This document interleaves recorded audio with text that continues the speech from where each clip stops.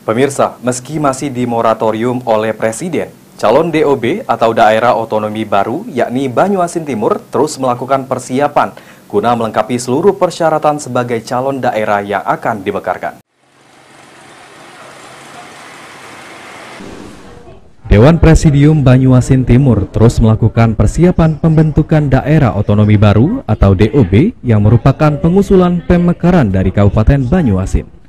Meskipun hingga saat ini moratorium belum dicabut oleh Presiden Republik Indonesia, Dewan Presidium tetap mempersiapkan semua persyaratan agar saat moratorium dicabut, persyaratan telah dilengkapi sesuai aturan yang berlaku hingga mempercepat proses pemekaran. Pimpinan Presidium DOB Banyuasin Timur, Slamet Sumen Sentono, mengungkapkan bahwa persiapan telah dijalankan sejak 2014. Sebanyak 9 kecamatan telah mendukung dan ikut bergabung dalam program pembentukan DOB ini, sesuai peraturan pemerintah nomor 78 tahun 2007.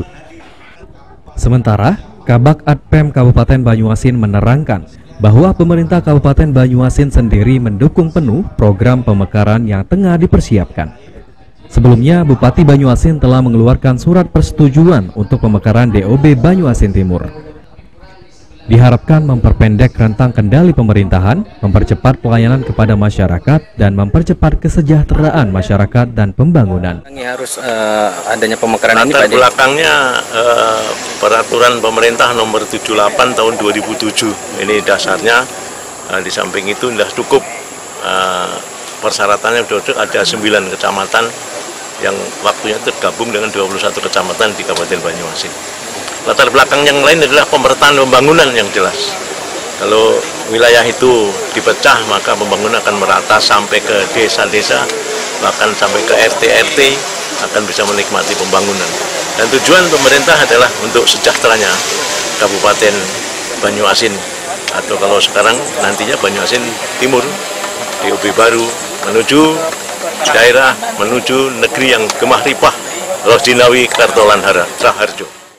Harapannya tentu dengan pembentukan Kabupaten Banyuasin Timur ini, yang pertama akan memperpendek rentang kendali pemerintahan, yang kedua akan mempercepat pelayanan kepada masyarakat, yang ketiga akan mempercepat kesejahteraan kepada masyarakat, mempercepat pembangunan yang ada di wilayah 9 kecamatan di perairan Banyuasin Timur ini nanti, dan berikut tentu akan meningkatkan kesejahteraan masyarakat.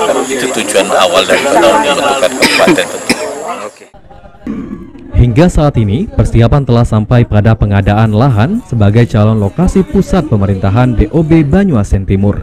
Adapun kajian akademisi tengah dipersiapkan dan setelah selesai akan segera diajukan ke DPRD Banyuasin untuk dibahas di paripurna.